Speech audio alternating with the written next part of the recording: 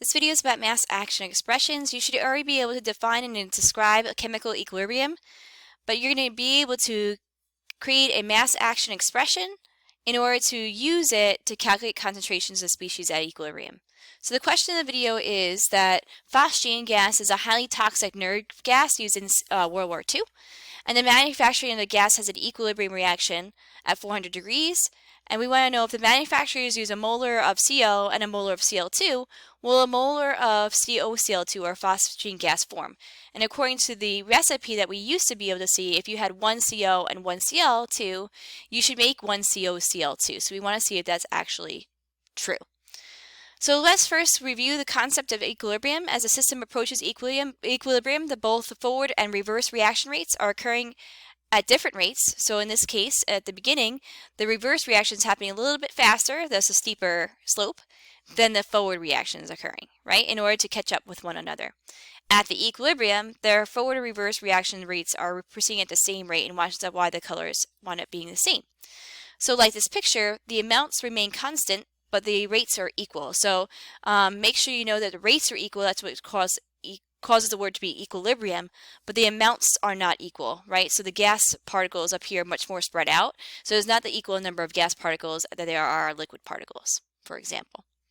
So once the equilibrium was achieved, the amount of each reactant product remains the same. So before they plateaued at the same spot, now they're plateauing at different spots. The CO2 increased at a faster rate than the N2O4 decreased. Eventually they trailed off so that the concentrations are equalizing and stabilizing. That's another way of looking at equilibrium. So we depict it with a double-headed arrow as we saw in the previous unit. In a system at equilibrium, both the forward and reverse are being carried out, so you should be able to read it forward and backwards. So when you talk about this, the rate constants, right, could be written for a forward or a reverse reaction. So for a forward reaction, you would write rate equals K forward times the reactants. If you wrote it backwards, just flipped the particles, then its rate law would have been rate equals K of the reverse, and it would only be in terms of the NO2, and maybe squared if it's a second order. But what we're saying is, if it's at equilibrium, these are equal to each other, and therefore their rate laws are equal to one another. If we rearrange this, you can get a Kf over Kr, which is a ratio of the rate constants, and that would be equal to the NO squared divided by N2O4. And instead of saying it like this, we're going to make this one small k's into one big K called the mass action expression equilibrium constant. So generalize this expression, you don't have to go through all that work. You can just do products over reactants like we just did. So the K of any reaction, and they call it Kc if it's in concentration terms, is the products raised to their coefficients divided by the reactants raised to their coefficients. Kind of what we just did in the previous example, right? So we're just kind of sidestepping it so you don't have to write rate laws every single time. You can just write the values. One key part that you should write in your notes is that pure solids and liquids are omitted. We only have mixtures that have concentrations in this. You can also write this as gaseous substances, so if they don't have a liquid or aqueous solutions, you can write Kp's, or in terms of pressures of those gases. So the pressure of the products raised to their powers divided by the pressure of the reactants raised to their coefficients or powers. So just to check our work, we should be able to write them for any expression. So for this, you can pause it and see if you're right. But for this equation, it would be the tin, but it's a solid, so we're going to ignore that. So it's going to be the CO2 raised to the second power divided by the pressure of CO raised to the second power, because they had coefficients of 2. Again, the tin compounds are not in the expression because they're solids. If we do it for the second equation, it was just going to be the pressure of CO2, because it's the gas we're talking about in terms of pressure. And there's only one of them, so there's no exponent. Again, solids are omitted. One more time, but these ones are concentrations, so I'm going to call it a Kc and use brackets to represent concentration. So it's going to be the zinc ions divided by the copper ions, because again, copper and zinc solids are going to be omitted. They don't have concentrations. Once you're able to write your mass action expressions, you should be able to calculate things using just a plug and chug type method. So for example, at 230 degrees, the NO has a value of 0.0542 molar, and the concentration of oxygen is 0.127 molar, so very small amounts. And the concentration of NO2 is 15.5. They want to know, where do they reach equilibrium? What is their equilibrium example? So Kp. So what we're going to do is the products over reactants, so NO2 squared divided by NO squared, because they have coefficients of 2, divided by O2. And then we're just going to plug the numbers that they gave us in to figure out what our equilibrium constant is.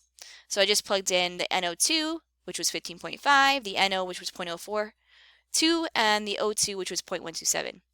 And solved it using no squares, don't forget the squares, to be 644,000. What this is showing is that the KP is really large, so it's very product heavy, and you can kind of tell because look how many products there are as opposed to reactants. So at equilibrium, this reaction proceeds to the right, and whenever the K is really, really large, it shows that it almost goes to completion. So it's almost like having a single-headed arrow going to the right, but there's still going to be some small traces of NO and O2 that will stay present in the system. The reason we wanted to know this number is because now if I know what the ratio has to be, I can put any values in for one of these particles and I should be able to solve for the other particles as long as I know the constant is this number.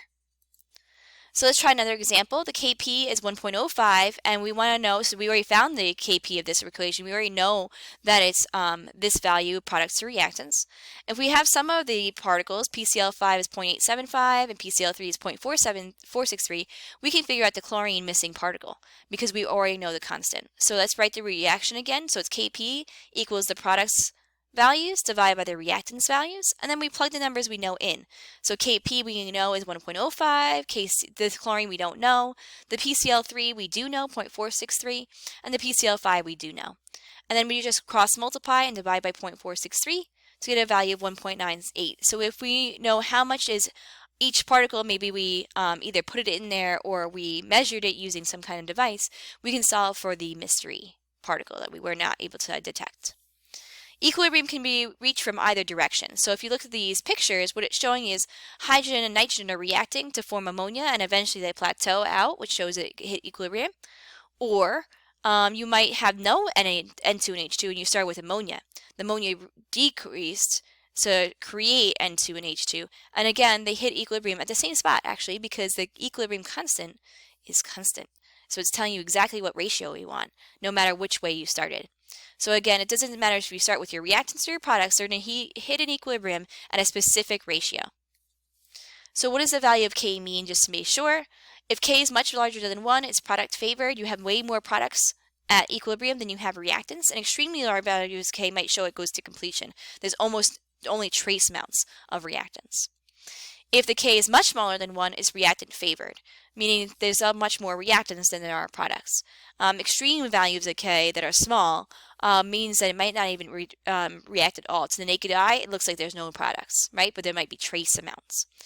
When we say K is around 1, that means maybe in the order of magnitude of 1. So like anything between maybe 0.1 and 10, in between those numbers would be close to 1. So going back to the question of the video, would 1 molar of COCl2 form if you have 1 molar of CO and 1 molar of Cl2? If it was a single-headed arrow, I would have said yeah. But because of the double-headed arrow, we have a Kc value. So what we're going to do is set up a Kc expression of products divided by reactants. And then we're going to plug our numbers in. So if the reactants were both 1, let's solve for the product.